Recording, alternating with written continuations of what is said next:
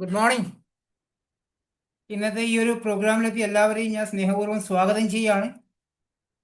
ഇന്നത്തെ നമുക്ക് ഈ ഒരു സെഷൻ നമുക്ക് എല്ലാവർക്കും ഹെൽത്തിനെ കുറിച്ച് വളരെ ഇമ്പോർട്ടൻസ് ആണല്ലേ.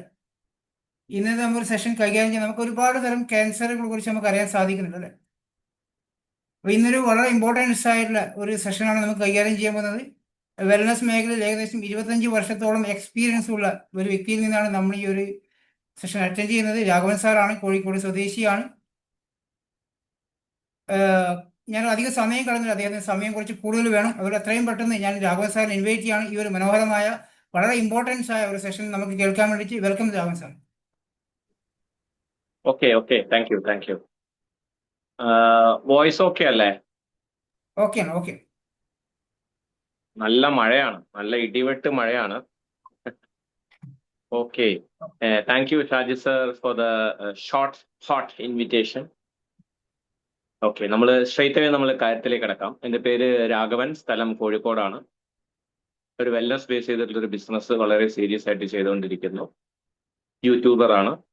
വലിയ ഫോളോവേഴ്സ് ഒന്നും ഇല്ലെങ്കിൽ കുഴപ്പമില്ലാത്ത രീതിയിൽ യൂട്യൂബ് സ്റ്റാർട്ട് ചെയ്തിട്ടുണ്ട്.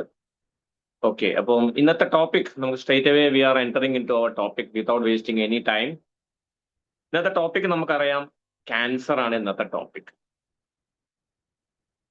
ക്യാൻസർ എന്ന് കേൾക്കുമ്പോൾ നമുക്ക് പലപ്പോഴും നമുക്ക് മനസ്സിൽ ഓർമ്മ വരുന്നത്, ക്യാൻസർ എന്ന് വന്നാൽ ആദ്യം നമ്മൾ മനസ്സിൽ ഒരു നമ്മുടെ ചിത്രം, ആർക്കാണോ ക്യാൻസർ അവരുമായി ബന്ധപ്പെട്ട ഒരു ചിത്രം നമുക്ക് മനസ്സിൽ ഓർമ്മ വരും. ആ ചിത്രം എന്താണെന്നുള്ളത് ഞാൻ പറയുന്നില്ല. അതൊരു നെഗറ്റീവ് ആയിട്ടുള്ളൊരു ചിത്രമായിരിക്കും നമുക്ക് മനസ്സിൽ ആദ്യം ഓർമ്മ വരുന്നുണ്ടാവും, ശരിയല്ലേ? പലപ്പോഴും ക്യാൻസർ ആണ് ഡയഗ്നൈസ് ചെയ്ത് എന്ന് കേൾക്കുന്ന സമയത്ത് ലൈഫിൽ പ്രതീക്ഷ നഷ്ടപ്പെട്ടു പോയ ആ ഒരു സമയത്തെക്കുറിച്ച് നമ്മൾ പലപ്പോഴും ആലോചിച്ച് നോക്കാറുണ്ട്, ശരിയല്ലേ? നിങ്ങൾക്കോ അല്ലെങ്കിൽ നിങ്ങളെ വളരെ വേണ്ടപ്പെട്ട വ്യക്തികൾക്കോ ആർക്കെങ്കിലും ഒക്കെ ഇതേപോലത്തെ ക്യാൻസർ പിടിപെട്ട സമയത്ത് ഫസ്റ്റ് നിങ്ങളെ ഡയഗ്നൈസ് ചെയ്യുന്ന സമയത്ത് യു ആർ ഡയഗ്നൈസ്ഡ് ആസ് ക്യാൻസർ എന്ന് പറഞ്ഞു കഴിഞ്ഞാല് നമ്മളെ മനസ്സിലുണ്ടാവുന്ന ഫീൽ എന്തായിരിക്കും? My days R numbered. എനിക്ക് ഇനി എത്ര ദിവസം ഈ ഭൂമിയിൽ ജീവിക്കാൻ പറ്റുമാവോ? എനിക്കിനി ആരോഗ്യത്തിലേക്ക് തിരിച്ചു വരാൻ പറ്റുമോ? എനിക്ക് ലൈഫ് ഉണ്ടോ എന്നുള്ള പലതരത്തിലുള്ള ഒരു എന്താ പറയുക, ആങ്സൈറ്റി, ഡിപ്രഷൻ, പേടി, നമ്മൾ മരണത്തെക്കുറിച്ചൊക്കെ ചിന്തിച്ചുകൊണ്ടിരിക്കുന്ന ആ ഒരു സമയത്താണ്, ആ സമയമായിരിക്കും ക്യാൻസർ എന്നുള്ളത് ആദ്യമായിട്ട് നമ്മൾ ഡയഗ്നോസ് ചെയ്യുന്നത് കേൾക്കുമ്പോൾ. തീർച്ചയായിട്ടും ഇന്ന് വളരെയധികം ഒരു കില്ലർ ഡിസീസ് തന്നെയാണ് ക്യാൻസർ. പക്ഷെ പറയപ്പെടുന്ന മെഡിക്കൽ സയൻസ് പറയപ്പെടുന്ന ക്യാൻസറിനേക്കാൾ സൈലന്റ് കില്ലർ എന്ന് പറയുന്ന ഡയബറ്റീസ് ആണ്. അതാണ് ആൾക്കാർ വളരെ നിസ്സാരമായിട്ട് എടുത്തിരിക്കുന്നത്. പക്ഷെ ഇന്നത്തെ ടോപ്പിക് അതല്ലാത്തതുകൊണ്ട് നമ്മൾ we are coming back to cancer. Growing concern ആണ്, യാതൊരു സംശയവുമില്ല. ഞാൻ ഒരു 1 month ബാക്ക് നമ്മൾ കോഴിക്കോട് ആസ്റ്റർ മിംസിൽ ഒരു ക്യാൻസർ സർവൈവേഴ്സിന്റെ ഒരു മീറ്റിംഗ്, കഴിഞ്ഞ മീറ്റിംഗ് ഞാൻ സംസാരിച്ചായിരുന്നു കഴിഞ്ഞ മാസം. ക്യാൻസർ സർവൈവേഴ്സിന്റെ ഒരു മീറ്റിംഗ് ഡോക്ടേഴ്സ് വിളിച്ചിരുന്നു. അവർ മിംസ് ഓർഗനൈസ് ചെയ്ത ഒരു പ്രോഗ്രാമാണ്. അതിൽ പറഞ്ഞത് 2030 ആകുമ്പോഴത്തേക്കും ഇന്ത്യയിലെ 30%, 40 വയസ്സ് കഴിഞ്ഞിട്ടുള്ള ഇന്ത്യയിലെ 30% സ്ത്രീകളിലും ബ്രസ്റ്റ് ക്യാൻസർ ഉണ്ടാവുന്നതാണ്. അതായത് 100 പേരിൽ 30 പേർക്കും 40 കഴിഞ്ഞവർക്ക് സ്ത്രീകളിൽ ബ്രസ്റ്റ് ക്യാൻസർ ഉണ്ടാകും എന്നാ പറയുന്നത്. ഞാൻ 2030 എന്ന് പറഞ്ഞാൽ 2030 ഒന്നും എടുക്കേണ്ട, ആകെ 5 കൊല്ലം ഉള്ളൂ. Within 5 years, 30% of women are going to suffer from breast cancer എന്ന് പറഞ്ഞാൽ it's an alarming statement.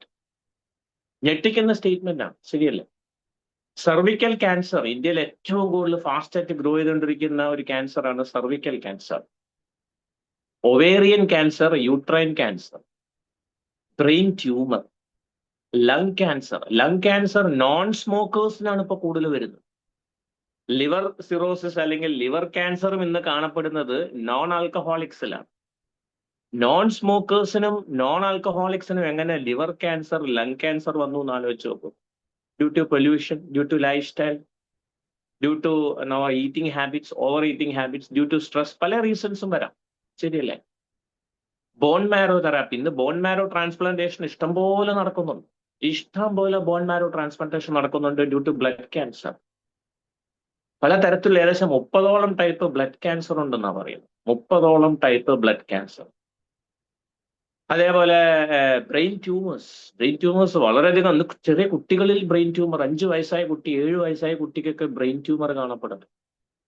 Pancreatic cancer വളരെയധികം ഗ്രോ ചെയ്തുകൊണ്ടിരിക്കുകയാണ് ഇന്ത്യയിൽ. പാൻക്രിയാറ്റിക് ക്യാൻസർ പ്രത്യേകിച്ച് വളരെ ഡേഞ്ചറസ് ആയിട്ടുള്ള ഒരു ക്യാൻസർ ആണ് കൊളറക്ടൽ ക്യാൻസർ, വൻകുടലിൽ ഉണ്ടാവുന്ന ക്യാൻസർ. പിന്നെ ഒരു 60 വയസ്സ് കഴിഞ്ഞാൽ നമ്മൾ കോമൺ ആയിട്ട് കാണപ്പെടുന്നതാണ് പ്രോസ്റ്റേറ്റ് ക്യാൻസർ. ഇത്തരത്തില് ഒരുപാട് ഒരുപാട് നമുക്ക് ഡ്രെഡ്ഫുൾ ആയിട്ടുള്ള ലൈഫിനെ വളരെയധികം മോശം സ്ഥിതിയിലേക്ക് എത്തിക്കുന്ന ഒരു അവസ്ഥയാണ് ക്യാൻസർ എന്ന് പറയുന്നത്. ക്യാൻസർ എന്ന് കേൾക്കുമ്പോൾ തന്നെ നമുക്കൊരു പേടി തോന്നുന്ന ഒരു അസുഖമാണ്. അതുകൊണ്ടാണ് അത്തരത്തിലുള്ള ഒരു പേര് തന്നെ വെച്ചത് ക്യാൻസർ എന്ന് പറഞ്ഞത്. പേടിക്കണം, ശരിയാണ്. പക്ഷെ പേടിക്കേണ്ട ആവശ്യമുണ്ടോ എന്ന് ചോദിച്ചു കഴിഞ്ഞാൽ ഇന്ന് പറയപ്പെടുന്നത് വളരെ ഈസി ആയിട്ട് ഇന്ന് എത്തരത്തിലുള്ള ക്യാൻസർ ഡയഗ്നോസ് ചെയ്താൽ പോലും നമുക്ക് വളരെ ഈസി ആയിട്ട് നമുക്ക് റിവേഴ്സ് ചെയ്തെടുക്കാനായിട്ട് സാധിക്കും എന്നുള്ളൊരു സൂചന കൂടെ, ഒരു ശുഭവാർത്ത കൂടെ നമുക്ക് എല്ലാവർക്കും അറിയാം. പക്ഷെ ആ കോൺഫിഡൻസ് നമ്മൾ ആദ്യം ബിൽഡ് ചെയ്ത് കൊടുക്കുക എന്നുള്ളതാണ് ആദ്യം നമ്മൾ ചെയ്യേണ്ടത്. സോ എന്താണ് ക്യാൻസർ എന്ന് പറഞ്ഞാൽ എന്താ ഈ സാധനം? ആദ്യം ക്യാൻസർ എന്താണെന്ന് മനസ്സിലാക്കുന്ന മുന്നേ നമ്മളൊരു 15 റീസൺസ് നമ്മൾ പറയുന്നുണ്ട്. What is the difference between A normal cell and A cancer cell? Already നമ്മൾ 500 ആയിട്ടുണ്ട്. അപ്പം നിങ്ങൾക്ക് യൂട്യൂബിൽ കയറാം. നിങ്ങളെ അപ്ലൈൻ ലീഡേഴ്സ് വഴി നിങ്ങൾ യൂട്യൂബ് ലിങ്ക് കളക്ട് ചെയ്തോളുക. നിങ്ങളെ ഗ്രൂപ്പിലേക്ക് മാക്സിമം ആ യൂട്യൂബ് ലിങ്ക് ഷെയർ ചെയ്യുക. ഇനിയിപ്പോൾ ആർക്കും കയറാൻ പറ്റുമെന്ന് തോന്നുന്നില്ല എനിക്ക് സൂം പ്ലാറ്റ്ഫോമിൽ. അപ്പം നിങ്ങൾ ആൾക്കാരോട് പറയുക യൂട്യൂബിലേക്ക് കയറിക്കോളാൻ പറയാം. Okay, don't wait for anyone to kit. ഇനി കിറ്റ് ചെയ്യാൻ സാധ്യത കുറവാണ്, നമ്മൾ സെഷൻ തുടങ്ങിയിട്ടേ ഉള്ളൂ. ഓക്കെ, അപ്പൊ യൂട്യൂബിൽ കയറിക്കോളാൻ പറയാം. സോ ക്യാൻസർ സെല്ലും നോർമൽ സെല്ലും തമ്മിൽ വ്യത്യാസം എന്താണ്? What is the difference between normal cell and A cancer cell? നമ്മളൊരു 15 കാരണങ്ങൾ നമ്മൾ പറയുന്നുണ്ട്. 15 റീസൺസ്. നോർമൽ സെല്ലും ക്യാൻസർ സെല്ലും തമ്മിലുള്ള ഒരു 15 വ്യത്യാസങ്ങൾ 15 പോയിന്റ്സ് ആയിട്ട് നമ്മൾ പറയാൻ പോകും. നോട്ട് ചെയ്യാം. ഓക്കെ, നമ്പർ 1 റീസൺ എന്ന് പറയുന്നത്, നമ്പർ 1 നോർമൽ സെല്ല്. എന്താണ് നോർമൽ സെല്ല് എന്ന് പറഞ്ഞാൽ? നോർമൽ സെല്ല് ശരിക്കും പറഞ്ഞാൽ നോർമൽ പ്രോഗ്രാമിങ്ങിൽ നോർമൽ ആയിട്ട് ഫങ്ഷൻ ചെയ്യുന്ന ഒരു സെല്ലായിരിക്കും നോർമൽ സെൽ എന്ന് പറയുന്നത്. അതിന്റെ പ്രോഗ്രാമിംഗ് എല്ലാം ബോഡി തന്നെയാണ് ഡിസൈൻ ചെയ്തിരിക്കുന്നത്.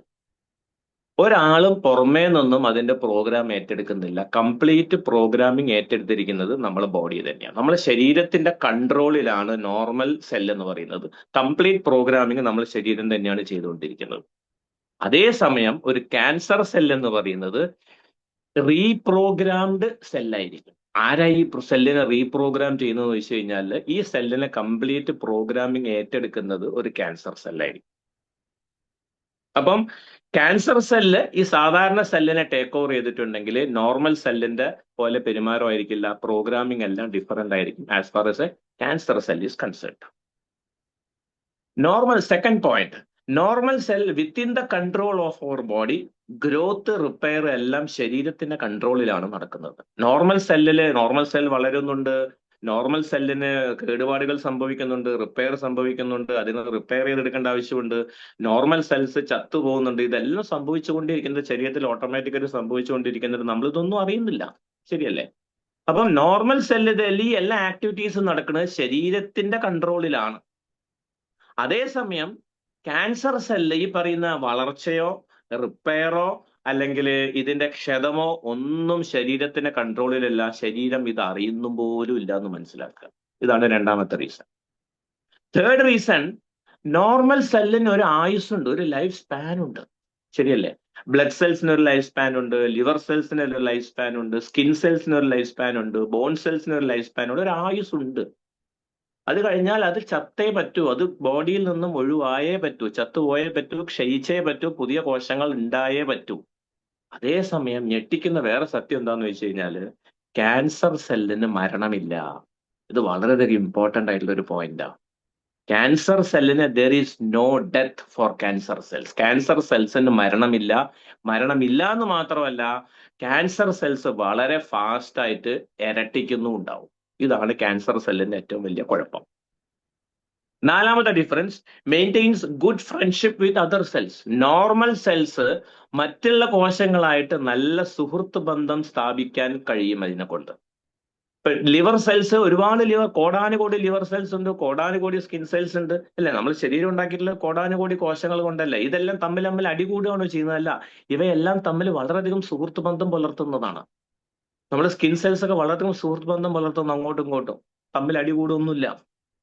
അതേസമയം ക്യാൻസർ സെൽസിന് ഒരു ഫ്രണ്ട്ഷിപ്പും ഇല്ല. There is no friendship. Normal സെല്ലും ക്യാൻസർ സെല്ലും തമ്മിൽ ഒരിക്കലും ഒരു സുഹൃത്താവാൻ പറ്റില്ല. സുഹൃത്താവില്ല എന്ന് മാത്രമല്ല, നോർമൽ സെല്ലിന്റെ നേരെ എനിമി, ഒരു ശത്രുവായിട്ട് മാറും ആര്? ഒരു cancer cell. Okay. Fifth difference, normal cell മറ്റുള്ള കോശങ്ങളെ ബുദ്ധിമുട്ടിക്കുന്നില്ല. It won't disturb other cells. ഒരു കാരണവശാലും മറ്റുള്ള കോശങ്ങളെ ബുദ്ധിമുട്ടിക്കുന്നില്ല. ശാന്തനാണ്, പാവമാണ്. അതേസമയം ക്യാൻസർ കോശങ്ങൾ തീർച്ചയായിട്ടും മറ്റുള്ള കോശത്തെ ബുദ്ധിമുട്ടിക്കും. നോർമൽ സെല്ലിനെ വെറുപ്പിച്ചുകൊണ്ടേയിരിക്കും, ശല്യം ചെയ്തുകൊണ്ടേയിരിക്കും, അതിനെ കൊല്ലാൻ ശ്രമിക്കും, അതിനെ അതിനെ കേടുപാടുകൾ സംഭവിക്കും, അതിനെ അറ്റാക്ക് ചെയ്യും, എല്ലാം ചെയ്യുന്നുണ്ടാവും. ഡിസ്റ്റർബ് ചെയ്തുകൊണ്ടേയിരിക്കും, ശല്യപ്പെടുത്തിക്കൊണ്ടേയിരിക്കും. ആറാമത്തെ difference, normal cell will stay there only, cannot migrate. Normal cell എവിടെയാണോ ഉള്ളത് അവിടെ മാത്രമേ ഉണ്ടാവുള്ളൂ, വേറെ എവിടെയും പുറത്തേക്ക് പോകുന്നില്ല. ഇപ്പൊ ഒരു ലിവർ സെല്ല് കിഡ്നിയിലേക്ക് പോകാൻ പറ്റില്ല. ഒരു കിഡ്നിയുടെ സെല്ല് അഡ്രിനൽ ഗ്ലാൻസിലേക്ക് പോകാൻ പറ്റില്ല. കണ്ണിന്റെ കോശം മൂക്കിലേക്ക് കയറാൻ പറ്റില്ല. കാരണം എന്താ? കണ്ണിന്റെ കോശം ആയുഷ്കാലം മുഴുവൻ കണ്ണിലേ ഉണ്ടായേ പറ്റൂ. അതിന് മൈഗ്രേറ്റ് ചെയ്യാനോ മൂവ് ചെയ്യാനോ അറിയില്ല. അതേസമയം cancer cell can migrate. Migrate എന്ന് പറഞ്ഞാൽ എന്താ? അതിന് യാത്ര ചെയ്യാൻ പറ്റും. ക്യാൻസർ സെല്ലിന് ട്രാവൽ ചെയ്യാൻ പറ്റും. ക്യാൻസർ സെല്ല് ഒരു അവയവത്തിൽ നിന്നും വേറൊരു അവയവത്തിലേക്ക് ട്രാവൽ ചെയ്യാൻ പറ്റും. അതിനെയാണ് മെറ്റാസ്റ്റാറ്റിസ് എന്ന് പറയുന്നത്. മെഡിക്കൽ സയൻസിൽ പറയുന്നത് മെറ്റാസ്റ്റാറ്റിസ്. മെറ്റാസ്റ്റാറ്റിസ് എന്ന് പറഞ്ഞാൽ ക്യാൻസർ സ്പ്രെഡ് ആവുന്നു. ഓർഗൻ ടു ഓർഗൻ സ്പ്രെഡ് ആവാൻ ക്യാൻസർ സെല്ലിനെ കൊണ്ട് പറ്റും. അതേസമയം നോർമൽ സെല്ലിനെ കൊണ്ട് ഇതൊരിക്കലും സാധിക്കുന്നുണ്ടാവില്ല. നോർമൽ സെൽസ് ജീവിക്കാൻ, സാധാരണ നോർമൽ സെൽസ് ജീവിക്കാൻ അന്നജത്തിന്റെയോ ഷുഗറിന്റെയോ ആവശ്യമില്ല. നമ്മളെ ബോഡി ഡിസൈൻ ചെയ്തിരിക്കുന്നത് അന്നജത്തിന്റെയോ പഞ്ചസാരയോ ബേസ് ചെയ്തിട്ടല്ല. നമ്മളെ ബോഡി ഡിസൈൻ ചെയ്തിരിക്കുന്നത് ഫാറ്റ്, മെയിൻ ആയിട്ടും fat, protein, vitamins, minerals, water and antioxidants. ഇതാണ് നമ്മളെ ബോഡി ഡിസൈൻ ചെയ്തിരിക്കുന്നത്. നോർമൽ സെൽസിന് ഇതെല്ലാം ഇഷ്ടം. കാർബോഹൈഡ്രേറ്റ് വേണമെന്നില്ല, കൊടുത്താൽ മൂപ്പർക്ക് സന്തോഷം, അത്രേ ഉള്ളൂ. കൊടുത്താൽ കുറച്ചുകൂടെ എനർജറ്റിക് ആയിരിക്കും. അതേസമയം ക്യാൻസർ സെല്ലിന് ഇഷ്ടപ്പെട്ട ഒരേ ഒരു സംഗതിയേ ഉള്ളൂ, ഷുഗർ മാത്രം. ക്യാൻസർ സെല്ലിന് പ്രോട്ടീൻ ഇഷ്ടമല്ല, വൈറ്റമിൻ ഇഷ്ടമല്ല, മിനറൽ ഇഷ്ടമല്ല, ഫാറ്റ് ഒരു പരിധി വരെ കീറ്റോൺസ് ആയിട്ട് കൺവെർട്ട് ചെയ്തിട്ട് ഫാറ്റ് അവർ ടേക്ക് ഓവർ ചെയ്യുന്നുണ്ടാവും ഒരു പരിധി വരെ. പക്ഷെ പലപ്പോഴും പറയപ്പെടുന്നത് മെറ്റബോളിക് ട്രീറ്റ്മെന്റ് ഒക്കെ ഒന്ന് വന്നു തുടങ്ങിയിട്ടുണ്ട്. ക്യാൻസറിൽ അതിനൂതനമായ ട്രീറ്റ്മെന്റ് ആണ് മെറ്റബോളിക് ട്രീറ്റ്മെന്റ് എന്നൊക്കെ പറയും. മെറ്റബോളിക് ട്രീറ്റ്മെന്റിൽ ഫാറ്റ് ആണ് കൂടുതലായിട്ട് ഡയറ്റായിട്ട് കൊടുക്കാൻ വേണ്ടി പറയും. അതിനെക്കുറിച്ച് നമ്മൾ സംസാരിക്കുന്നുണ്ട്. ഓക്കെ. അപ്പം ക്യാൻസർ സെല്ലിന് മനസ്സിലാക്കേണ്ട കാര്യം, പഞ്ചസാര ഭയങ്കര ഇഷ്ടമാണ്. അടുത്ത ഡിഫറൻസ് പറയുന്നത്, എട്ടാമത്തെ ഡിഫറൻസ് പറയുന്നത്,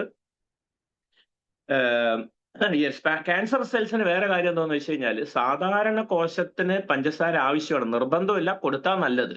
പക്ഷെ ക്യാൻസർ സെല്ലിന് വേറെ കാര്യമുണ്ട്. 15 ഇരട്ടി, സാധാരണ സെല്ലിനേക്കാൾ 15 ടൈംസ് ഷുഗറിനെ അബ്സോർബ് ചെയ്യാനുള്ള പവർ ക്യാൻസർ സെല്ലിനുണ്ട്. It absorbs 15 times more sugar than a normal cell. അപ്പൊ മനസ്സിലാക്കേണ്ട കാര്യം, ക്യാൻസർ സെല്ല് നന്നായിട്ട് തിന്ന് കൊഴുത്ത് ആള് നല്ല ഒബേസിറ്റി ആയിട്ട് ഇരിക്കുന്ന ഒരു ക്യാൻസർ സെല്ലാണ്. വളരെയധികം എന്താ പറയുക, എന്തുകൊണ്ട് ക്യാൻസർ ഇത്ര അപകടകാരി ആവുന്നു എന്ന് വെച്ച് കഴിഞ്ഞാൽ, നമ്മൾ കൊടുക്കുന്ന പഞ്ചസാരയെല്ലാം ക്യാൻസർ സെല്ലിന് വളരെ സുഭിക്ഷമായി കഴിക്കാൻ ക്യാൻസർ സെല്ലിന് വളരെ ഇഷ്ടമാണ്. അതുകൊണ്ടാണ് കട്ട് ഷുഗർ, കട്ട് കാർബോഹൈഡ്രേറ്റ് എന്നൊക്കെ പറയുന്നത്. എന്തോന്ന് വെച്ച് കഴിഞ്ഞാൽ, നമ്മുടെ ശരീരത്തിൽ അറിഞ്ഞോ അറിയാതെയോ എവിടെയെങ്കിലുമൊക്കെ ക്യാൻസർ സെൽസ് ഗ്രോ ചെയ്തിട്ടുണ്ടെങ്കിൽ, നമ്മൾ രാവിലെ ഉച്ചയ്ക്കും വൈകുന്നേരം രാത്രിയൊക്കെ നിങ്ങൾ ചോറും ചപ്പാത്തിയും ഇതൊക്കെ കഴിച്ചുകൊണ്ടിരിക്കുന്ന സമയത്ത് ക്യാൻസർ സെല്ല് സുഭിക്ഷമായി ഇതെല്ലാം ഭക്ഷണം കഴിച്ചുകൊണ്ടിരിക്കുന്നുണ്ട്. ക്യാൻസർ സെല്ലിന് നല്ല പോഷകാഹാരം കിട്ടുന്നുണ്ട്, ക്യാൻസർ സെല്ല് മൈഗ്രേറ്റ് ചെയ്യുന്നുണ്ട്, ക്യാൻസർ സെല്ല് ഇരട്ടിക്കുന്നുണ്ട്, എല്ലാം ചെയ്യുന്നുണ്ട്. ഓക്കെ. ഇനി നോർമൽ സെൽസ്, അടുത്ത difference, point number 9. Normal cell is familiar with normal blood vessels. Normal blood vessels എന്ന് പറഞ്ഞാൽ നമ്മുടെ ശരീരത്തിൽ രക്തക്കുഴൽ, എവിടേക്കാണ് രക്തക്കുഴലുകൾ ഉള്ളത് എന്നുള്ളത് നമ്മളെ നോർമൽ സെൽസിന് അറിയാം. അതിലൂടെ മാത്രമേ ഇത് സഞ്ചരിക്കാൻ പറ്റൂ, വേറൊരു പാത്ത് വേ ഇല്ല. There is no other path way for the normal cells to travel, blood cells to travel, blood cells I mean. അതേസമയം cancer cell build new blood vessels. Very very important ആയിട്ടുള്ള ഒരു point ആണ്. അതിനെയാണ് ആൻജിയോജെനസിസ് എന്ന് പറയുന്നത്. ANGIOGENESIS, ആൻജിയോജെനസിസ് എന്ന് പറയും. ആൻജിയോജനസിസ് എന്ന് പറഞ്ഞാൽ ക്യാൻസർ സെല്ലിന് പുതിയ പാത വെട്ടിത്തെളിക്കാനുള്ള ശക്തി ക്യാൻസർ സെല്ലിനുണ്ട്. അവൻ തന്നെ പുതിയ പാത വെട്ടിത്തെളിക്കും. ലിവറിൽ നിന്നും ആമാശയത്തിലേക്കും, ആമാശയത്തിൽ നിന്ന് വൻകുടലിലേക്കും, വൻകുടലിൽ നിന്ന് രക്തത്തിലേക്കും, രക്തത്തിൽ നിന്നും ബാക്കിയുള്ള പോർഷനിലേക്കൊക്കെ എങ്ങനെ ക്യാൻസർ സ്പ്രെഡ് ആവുന്നു എന്ന് ചോദിച്ചു കഴിഞ്ഞാല് ഇവന് വേറൊരു പാത വെട്ടിത്തെളിക്കാൻ അറിയാം. ആ പാതയിലൂടെ അവൻ തന്നെ സഞ്ചരിക്കൽ, വേറെ ആരെയും സഞ്ചരിക്കാൻ ഇവൻ വിടൂല്ല. ഭയങ്കര ഡെഡ്ലി ഡേഞ്ചറസ് ആയിട്ടുള്ള ഒരു സാധനമാണ്. നോർമൽ സെൽസിന്, പോയിന്റ് നമ്പർ 10, നോർമൽ സെൽസിന് നോർമൽ ഇമ്മ്യൂണിറ്റിയിൽ ജീവിക്കാനായിട്ട് പറ്റും. ഇപ്പൊ നമ്മള് വൈറ്റമിൻ മിനറലൊക്കെ കൊടുക്കുന്ന സമയത്ത് നോർമൽ സെൽസിന് വളരെ ഇഷ്ടമാണ്. കാരണം ഇതൊക്കെ നോർമൽ സെൽസിനെ ഇമ്മ്യൂണിറ്റീനെ മോഡുലേറ്റ് ചെയ്യുന്ന സംഗതി. I won't use immunity boosters. ഇമ്മ്യൂണിറ്റീനെ ഒരിക്കലും വർദ്ധിപ്പിക്കാൻ ശ്രമിക്കരുത്. നമ്മൾ ഇന്ന് പല അസുഖങ്ങൾ ഉണ്ടാവുന്നത് ഇമ്മ്യൂണിറ്റി ഓവർ ആക്റ്റീവ് ആയതുകൊണ്ടാണ്, ഇമ്മ്യൂണിറ്റി അണ്ടർ ആക്റ്റീവ് ആയതുകൊണ്ടല്ല. ഇമ്മ്യൂണിറ്റി കുറവുള്ള ആൾക്കാർക്കല്ല അസുഖം വരുന്നത്, ഇമ്മ്യൂണിറ്റി ഓവർ ആയിട്ടുള്ള ആൾക്കാർക്കാണ് കൂടുതൽ അസുഖം വരുന്നത്. കാരണം ഓവർ ആക്റ്റീവ് ഇമ്മ്യൂൺ ആണ് നമ്മൾ പലപ്പോഴും പല ആൾക്കാർക്ക് ഉണ്ടാവുന്നത്. അപ്പം നോർമൽ സെൽസിന് നോർമൽ ഇമ്മ്യൂണിറ്റി മതി. പക്ഷെ ക്യാൻസർ സെൽസ് വളരണം എന്നുണ്ടെങ്കിലേ ഇമ്മ്യൂണിറ്റി ഏറ്റവും മോശമായിരിക്കണം. നമ്മളെ ശരീരത്തിന്റെ സാഹചര്യങ്ങൾ വളരെ മോശമാക്കിയിട്ടുണ്ടെങ്കിൽ ഏറ്റവും നന്നായിട്ട് ക്യാൻസർ സെല്ലിന് വളരാൻ പറ്റും. അപ്പം അത്യാവശ്യം നല്ല മോഡുലേറ്ററി ഇമ്മ്യൂണിറ്റി ആയിട്ടുള്ള ഒരാളാണെന്നുണ്ടെങ്കിൽ ക്യാൻസർ സെൽ ഒരിക്കലും ഡെവലപ്പ് ആവാതെ കൊണ്ട് നമുക്ക് പ്രിവെന്റ് ചെയ്യാനായിട്ട് സാധിക്കുന്നുണ്ടാവും. പോയിന്റ് നമ്പർ 11, നമുക്കറിയാം സെൽസിനുള്ളിൽ ATP ഉണ്ട്, ഫർണസ് ഉണ്ട്, മൈറ്റോകോൺട്രിയ എന്ന് പറയുന്ന ഒരു സാധനമുണ്ട്. ശരിയല്ല, മൈറ്റോകോൺട്രിയയാണ് കോശങ്ങൾക്ക് ഊർജം കൊടുക്കുന്നത്. മൈറ്റോകോൺട്രിയക്ക് ഓക്സിജനും ന്യൂട്രീഷനും ഇല്ലാതെ മൈറ്റോകോൺട്രിയക്ക് ഒരിക്കലും നിലനിൽക്കാൻ പറ്റില്ല, സർവൈവ് ചെയ്യാൻ പറ്റില്ല. Mitochondria only survives if there is adequate amount of oxygen and nutrition. ന്യൂട്രീഷനിൽ വെള്ളം അടക്കം വരുന്നുണ്ട്. ന്യൂട്രീഷനും വായുവും, ശുദ്ധവായുവും പ്രാണവായുവും ഒരുമിച്ച് മൈറ്റോകോൺട്രിയയിലേക്ക് എത്തുമ്പോഴാണ് നോർമൽ സെൽസിന് ഊർജം കിട്ടുന്നത്. അതേസമയം ക്യാൻസർ സെല്ലിന്റെ മൈറ്റോകോൺട്രിയക്ക് വളരാനായിട്ട് ഇത് രണ്ടിന്റെ ആവശ്യമില്ല എന്ന് മനസ്സിലാക്കുക. ഓക്സിജൻ ഇല്ലെങ്കിലും ന്യൂട്രീഷൻ ഇല്ലെങ്കിലും ക്യാൻസർ സെല്ല് നന്നായിട്ട് വളരുന്നുണ്ടാവും. ക്യാൻസർ സെല്ലിന് മൈറ്റോകോൺട്രിയ വളരെ ഹാപ്പിയാണ്.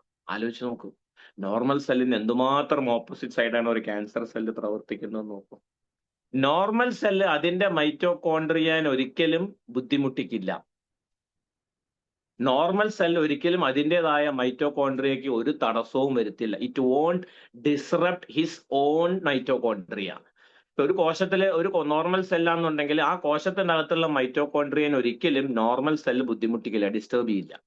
അതേസമയം ക്യാൻസർ സെല്ലായിട്ട് മാറിയാൽ ആ മൈറ്റോകോൺട്രിയനെ ഈ സാധനം ബുദ്ധിമുട്ടിക്കും, ഈ ക്യാൻസർ സെല്ല് ബുദ്ധിമുട്ടിക്കും. എന്താ ചെയ്യുക? ആ മൈറ്റോകോൺട്രിയനെ ഈ ക്യാൻസർ സെല്ല് കയറി ടേക്ക് ഓവർ ചെയ്യുന്നുണ്ടാവും. പിന്നെ ഈ മൈറ്റോകോൺട്രിയയും ഈ ന്യൂക്ലിയസും ഈ DNA ഒക്കെ പ്രവർത്തിക്കുന്നത് ആരുടെ കൽപ്പന പ്രകാരമാണ്? നമ്മളെ ബോഡിയുടെ കൽപ്പന പ്രകാരമല്ല, ഈ ക്യാൻസർ സെല്ലിന്റെ കൽപ്പന പ്രകാരമാണ്. നമ്മൾ പല രാജ്യത്തും പല ആൾക്കാരും പിടിച്ചടക്കുക എന്നൊക്കെ പറയില്ലേ? പിടിച്ചടക്കിയിട്ട് സംഭവിക്കുക എന്താ? ഏത് രാജാവാണോ ആ രാജാവിനെ കീഴ്പ്പെടുത്തിയത്, പിന്നെ ആ ജയിച്ച രാജാവിന്റെ അണ്ടറിലാണ് മറ്റേ രാജ്യവും മറ്റേ സ്ഥലവും നടക്കുന്നത്. അപ്പൊ അവർ കീഴ്പ്പെടുത്തി എന്നുള്ളു. അതേപോലെ ക്യാൻസർ സെല്ലിനെ യുദ്ധം ചെയ്തിട്ട് ഇതിനെ കീഴ്പ്പെടുത്താനുള്ള പവർ ഉണ്ട്. ക്യാൻസർ സെല്ല് ഈ നോർമൽ സെല്ലിനെ ടേക്ക് ഓവർ ചെയ്യുന്നുണ്ടാവും. പോയിന്റ് നമ്പർ 13, നോർമൽ സെല്ലിന് നോർമൽ DNA ആയിരിക്കും. ജനിതകം എന്ന് പറയും. നോർമൽ DNA, സ്റ്റേബിൾ DNA ആയിരിക്കും. ക്യാൻസർ സെല്ലിന് ടോട്ടലി അൺസ്റ്റേബിൾ DNA ആയിരിക്കും. ആൻഡ് ഓഫ് കോഴ്സ് ക്യാൻസർ സെല്ലിന്റെ DNA വളരെ ഫാസ്റ്റ് ആയിട്ട് സാധനം റെപ്ലിക്കേറ്റ് ചെയ്യും. നമുക്കറിയാം DNA നമ്മൾ ന്യൂക്ലിയസ് DNA രണ്ടായിട്ട് വിഭജിച്ച്, ന്യൂക്ലിയസ് രണ്ടായിട്ട് വിഭജിച്ച് പുതിയ സെല്ല് ഉണ്ടാവുന്നു, പഴയ കോശങ്ങൾ ചത്തുപോകുന്നു. പാരന്റ് സെല്ല് എന്ന് പറഞ്ഞാൽ അച്ഛനമ്മ ക്യാൻസർ ആണെന്നുണ്ടെങ്കിൽ ഉണ്ടാവാൻ പോകുന്ന കുട്ടിയും മിക്കവാറും ക്യാൻസർ സെല്ല് തന്നെ ആയിരിക്കും 90%. If the parent cell is cancerous, of course the child will be also cancerous. അപ്പൊ അതിന്റെ ഏറ്റവും വലിയ റോള് പങ്കുവഹിക്കുന്നത് DNA ആണ്. DNA ആണ് ജീൻസ് ക്യാരി ചെയ്യുന്നത്. പിന്നെ ക്യാൻസർ എന്താ ചെയ്യുന്നതെന്ന് വെച്ച് കഴിഞ്ഞാൽ, ഈ ക്യാൻസർ സെൽ എന്താ ചെയ്യുന്നത് വെച്ച് കഴിഞ്ഞാൽ ജീൻസിനെ കയറി ഹാക്ക് ചെയ്യും. ന്യൂക്ലിയസിൽ നമ്മൾ ജനിതകത്തെ കയറി ഹാക്ക് ചെയ്യുന്നുണ്ടാവും. പിന്നെ ആ കോശം കംപ്ലീറ്റ് ക്യാൻസർ സെല്ലായി മാറി എന്നുള്ളതാണ്. പിന്നെ ഇത് എന്താ ചെയ്യുന്നതെന്ന് വെച്ച് കഴിഞ്ഞാല്, ഇപ്പൊ ഇത് ലിവറിലാണ് ക്യാൻസർ എന്ന് വിചാരിക്കുക. കരളിന്റെ കോശത്തിന്റെ പ്രവർത്തനം എന്താ? കരളിന്റെ കോശത്തിനെ ഡീടോക്സിഫൈ ചെയ്യുക, എന്ത് കൊടുത്താലും ഡീടോക്സിഫൈ ചെയ്യുക, ചിലയിടത്തുള്ള ഹോർമോൺസ് ഉണ്ടാക്കുക, ബൈൽ സെക്രീഷൻ ഉണ്ടാക്കുക, ഫാറ്റിനെ ഗ്ലൂക്കോസിനെ സ്റ്റോർ ചെയ്ത് വെക്കുക, ഗ്ലൈക്കോസൽ എന്താ പറയുക ഗ്ലൈക്കോജൻ ഫോമിൽ ഗ്ലൂക്കോസിനൊക്കെ സ്റ്റോർ ചെയ്ത് വെക്കുക, ഫാറ്റ് സ്റ്റോർ ചെയ്ത്, ഇതൊക്കെയാണ് കരളിന്റെ പ്രവർത്തനം. അതേസമയം കരളിൽ ക്യാൻസർ ഡെവലപ്പ് ചെയ്ത് തുടങ്ങിയാൽ ഈ കരളിന്റെ പ്രവർത്തനം ഒന്നും നടക്കില്ല. അതായത് കരളിന്റെ ഈ പ്രവർത്തനം ഉണ്ടല്ലോ, ഇതെല്ലാം ആര് സ്റ്റോപ്പ് ചെയ്യും? ഇനി മതി, ഇനി ഞാൻ പറയുന്നത് പ്രകാരം നീ പ്രവർത്തിച്ചാൽ മതി എന്ന് ആര് പറയും?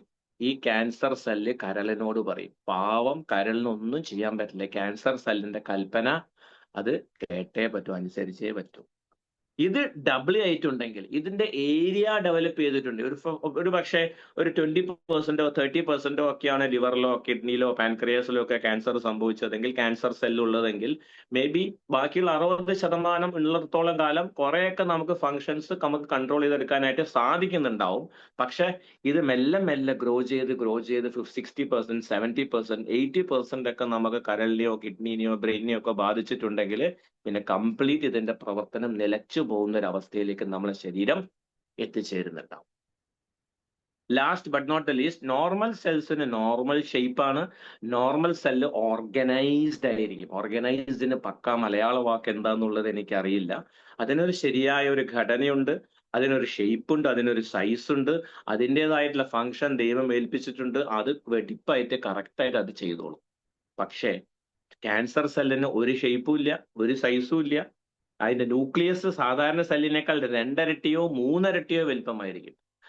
സാധാരണ നോർമൽ സെൽസ് എന്ന് പറഞ്ഞാൽ നോർമൽ സെൽസിന് ന്യൂക്ലിയസ് ഏറ്റവും ചെറുതായിരിക്കും. പക്ഷേ ക്യാൻസർ സെല്ലിന്റെ സെല്ലിനേക്കാൾ വലിയ ന്യൂക്ലിയസ് ആയിരിക്കും എന്നാ പറയുന്നത്. അത്രയ്ക്കും ഡിസോർഗനൈസ്ഡ്, അത്രയ്ക്ക് അബ്നോർമൽ ആയിട്ടുള്ള ഷേപ്പ്. തോന്നിയ പോലെ, അതായത് തോന്നിയ പോലെ കാട്ടുക എന്നൊക്കെ പറയില്ലേ, ശരീരത്തിന് കയറിയിട്ട് തോന്നിയ പോലെ വിളയാടുന്ന ഒരു സാധനമാണ് ഇത് ഈ പറയുന്ന ക്യാൻസർ സെൽ എന്ന് പറയുന്നത്. അപ്പൊ ഇതാണ് മനസ്സിലാക്കേണ്ട കാര്യം.